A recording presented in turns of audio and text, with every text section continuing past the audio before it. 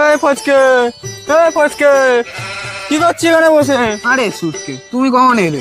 আর বলিস না, পথ হারিয়ে এখানে চলে এলাম। আরে তুমি এখানে পথ হারিয়ে চলে এসেছো? বুঝলি ভাই, সকালবেলা উঠে 20 বার আঁচল কেড়েছিল, দেখি 200 টাকা রয়েছে, ওই দিয়েই একটু বাঁশ বাগানে গিয়ে একটু শুকটান দিলাম, তাতেই আমি দেখি কিছু চিনতে পারছি না। এই কোথায় এসছি তো গাট মানে মনে হচ্ছে। হ্যাঁ, এসেই তোকে দেখলাম তাই এসে বসে বললাম। তোমার তো তবু আঁচলকারের লোক আছে, আমার তো আর কেউ নেই, কি বলবো। হ্যাঁ ভাই, কেন, কি হয়েছে? তখন আমার খিদে পেয়েছিল, আমি মাকে বলেছি কিছু খাবার দাও, মা শুধু পাট শাক ভাজা আর মুড়ি দিয়েছে, আমার ভালো লাগে না।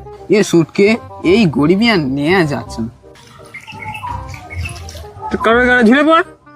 তুমি মরার কথা বলছো সুটকে? যা বাবা, তোকে মরার কথা আমি কখন বললাম? বললাম কারোর ঘাড়ে ঝুলে পড়, তার থেকে ঝেড়া ঝেড়া খাবি। তুমি আর বেকার কথা বলো না তো, আমি সব ফালতু কথা বলছি। ফচকে মনে হয় রেগে গেছে। হ্যাঁ ফচকে, বাবা রেগে গেছিস বাবা? আর একটা ভালো বুদ্ধি আছে, 2 নম্বরই ব্যবসা, কেউ জানতে পারবে না, তাই ইনকাম করবো 2 হাতে আর খাবো 4 হাত পা দিয়ে। তুই রাজি বল?